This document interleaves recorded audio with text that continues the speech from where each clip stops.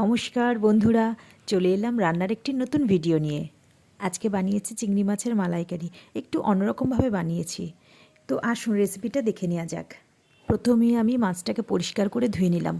মাছটা কেটেই আনা হয়েছিল, কিন্তু ওই মাছের যে শিরাটা ওটাকে ফেলা হয়নি। ওই জন্য আমি ওটাকে ভালো করে কেটে পরিষ্কার করে ধুয়ে নুন, হলুদ আর কাশ্মীরি লঙ্কার গুঁড়ো মাখিয়ে কিছুক্ষণের জন্য রেখে দিলাম। অন্যদিকে আরেকটি বাটিতে কিছুটা নারকেল কোড়া নিয়ে গরম জলে ভিজিয়ে রেখে মিক্সিতে ভালো করে ব্লেন্ড করে তার থেকে আমি নারকেল দুধ বার করে রেখে দিলাম। মিক্সার জারে 1 চামচ সাদা সর্ষে, বেশ কিছুটা কাজু আর 2-3 চামচ টক দই নিয়ে আমি একটি স্মুথ পেস্ট বানিয়ে রেখে দিলাম। এরপর কড়াইতে সর্ষের তেল গরম করে সবকটি মাছ হালকাভাবে ভেজে নিতে হবে। প্রত্যেকটি মাছের পিঠ ওই 5 থেকে 6 সেকেন্ড মতো ভাজতে হবে। ওই তেলের মধ্যে গোটা গরম মশলা ফোড়ন দিয়ে ফোড়নটা হালকা ভাজা হয়ে এলে আমি পেঁয়াজ বাটা দিয়ে দিলাম।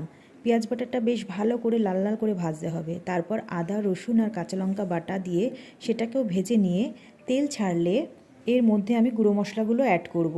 গুঁড়ো মশলার মধ্যে কাশ্মীরি লঙ্কার গুঁড়ো আর হলুদ গুঁড়োই আমি দেব। পরিমাণ মতো নুন অ্যাড করব। তারপর আগে থেকে বেটে রাখা সাদা সর্ষে, কাজু বাদাম আর টক দইয়ের মিশ্রণটি আমি এতে দিয়ে দেবো। দিয়ে ভালো করে কষা হলে যখন তেল ছাড়বে আমি ওই নারকেলের দুধটা যেটা বার করে রেখেছিলাম সেটা এর মধ্যে আমি দিয়ে দেবো। তারপর ফুটে উঠলে আস্তে আস্তে একে একে করে মাছগুলো সব এর মধ্যে আমি অ্যাড করে দেবো। এরপর ঝোলটা ঘন হয়ে এলে আমি গরম মশলার গুঁড়ো দিয়ে নামিয়ে নেব। আপনারা বাড়িতে একবার এইভাবে করে দেখতে পারেন, খুব ভালো লাগবে। আর আমার এই রেসিপিটা ভালো লাগলে একটা লাইক করে যাবেন। আর পেজটিতে নতুন হলে ফলো দিয়ে পাশে থাকবেন। ধন্যবাদ।